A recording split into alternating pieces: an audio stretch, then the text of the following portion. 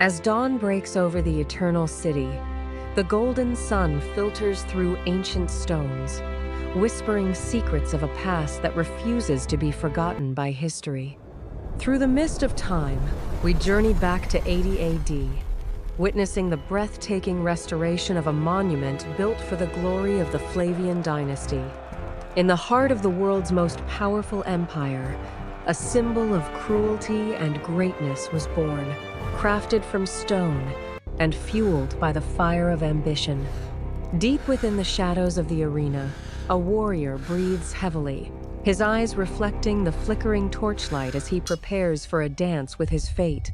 This is a place where blood and sand become one, where the roar of 50,000 souls determines the fine line between life and eternal glory. The Colosseum is not merely a structure of stone and mortar. It is a living stage where the human spirit faces the ultimate test of survival. Its walls have witnessed the rise and fall of kings, echoing with the cries of the fallen and the cheers of those who craved the spectacle. Join us as we peel back the layers of history to explore the blood-soaked sands and the engineering marvels that defined the greatest empire on Earth. Constructed in less than a decade, this arena was a triumph of civil engineering, demanding the strength of thousands and the vision of a genius mind. Emperors Vespasian and Titus commanded a structure so perfectly designed that its elliptical form remains the blueprint for every modern stadium we see today. The secret to its survival lies in the revolutionary use of arches, allowing the massive weight of stone to be distributed with incredible mathematical precision. At its core is Roman concrete, a volcanic mixture so durable it has resisted the erosion of time, earthquakes, and the elements for 2,000 years. An army of laborers and skilled engineers worked day and night, turning a swampy lake into a mountain of marble and travertine for the emperor. Every entrance was numbered, creating a crowd control system so efficient that the entire stadium could be evacuated in just a matter of minutes. The seating was a mirror of Roman society, where every citizen had a place, from the powerful senators to the poorest workers of the city.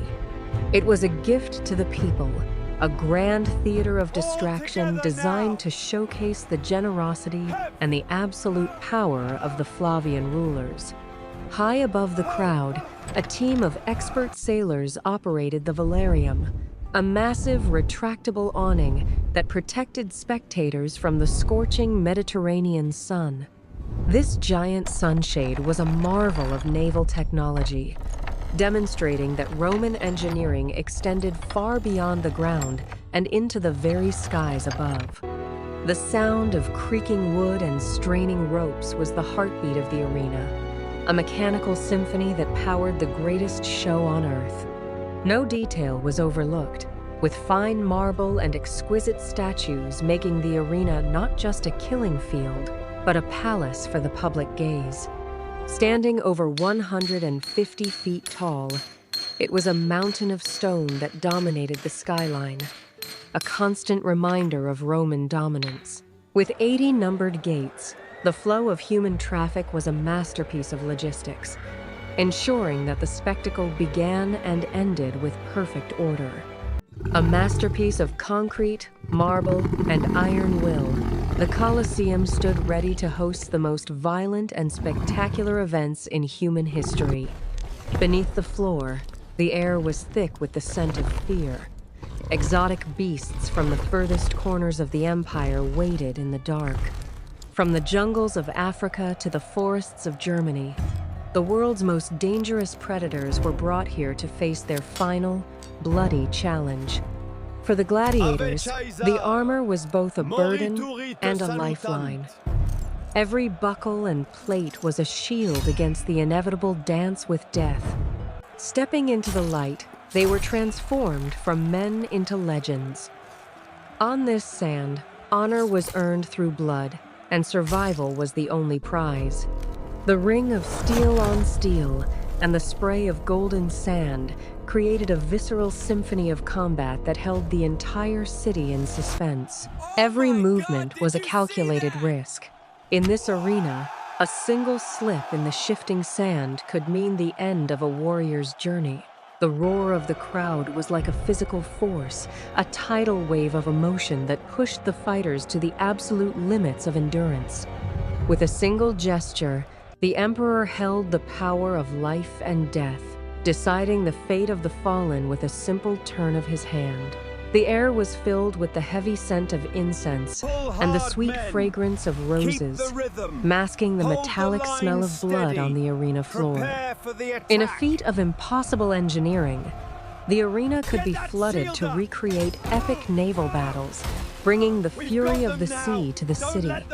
Known as the Naumachia, these water battles were the ultimate spectacle, showing that the Romans had mastered even the elements for their entertainment. Death was turned into a high art form, a ritual of bravery that fascinated the rich and the poor alike in the heart of Rome. As the sun dipped below the horizon, the echoes of the day's combat lingered in the cooling air, awaiting the next morning's brutal games. For a lucky few, the arena offered the rudis, a wooden sword that symbolized freedom and the end of a life spent in chains. The Colosseum was a place of impossible contrasts, where extreme cruelty met supreme beauty, and where the lowliest slave could become a hero. Beneath the glamour of the arena lay a dark, industrial underworld. The Hypogeum was a complex factory of death, hidden from the public's eyes. A network of tunnels and 28 animal lifts allowed beasts and warriors to appear suddenly on the arena floor, as if by dark magic. The sound of grinding gears and clinking chains filled the air, a mechanical heartbeat that powered the illusions and surprises of the grand games. In the sweltering heat and darkness, hundreds of slaves worked in unison, their muscles straining to lift the heavy burdens of the emperor's show. For the animals and fighters below, that opening trapdoor was the gateway to a world of blinding light and a fight for their lives. The Hypogeum was a labyrinth of logistics, where every cage, every gate, and every lift had to operate with lethal, clockwork precision. Even the waste was managed through a sophisticated drainage system, ensuring the arena could be cleaned and reset for the next day's slaughter. Behind every spectacle was a technician, a silent operator of the machines that made the impossible seem effortless to the thousands watching above. The tunnels were a place of damp silence and anticipation, a stark contrast to the thunderous noise of the crowds just a few feet away. This subterranean world was the engine of the Empire's entertainment, a hidden masterpiece of engineering that made the Colosseum truly unique. As the sun set, the machines fell silent, and the ghosts of those who lived and died in the darkness reclaimed the tunnels once more. But no empire lasts forever.